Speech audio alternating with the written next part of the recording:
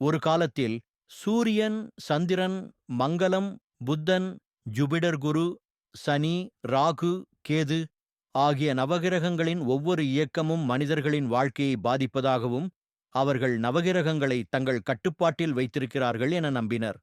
அந்த சமயம் பரமசிவன் பார்வையில் தெளிவாக தோன்றி இந்த நவகிரகங்களிடம் வந்தார். நவகிரகங்கள் அவருடன் பேச, எங்கள் கதிர்கள் மற்றும் தோஷங்கள் எவ்வாறு உலகில் அனைத்து உயிரினங்களையும் பாதிக்கின்றன என்று தெரியாதவர் யார் என்று கூறினர். பரமசிவன் சிரித்தார். நீங்கள் நம்புகிறீர்கள் என்று சொன்னால் அது உண்மை அல்ல. எனது கதிர்கள் உண்மையிலேயே கடந்து செல்லும் அனைத்தையும் பரிசுத்தமாக்கும்.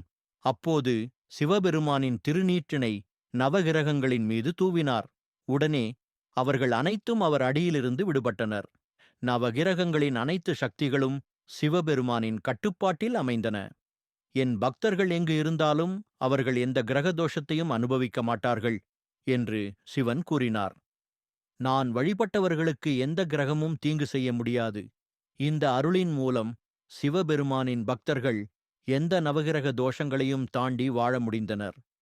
நவகிரகங்கள் எவ்வளவு வலிமையாக இருந்தாலும் சிவபக்தர்களின் பக்தி மற்றும் சிவபெருமானின் அருள் அவர்களை எல்லாவற்றிலும் பாதுகாக்கும் என்பதைக் காட்டிய வியப்பான நிகழ்வு அது.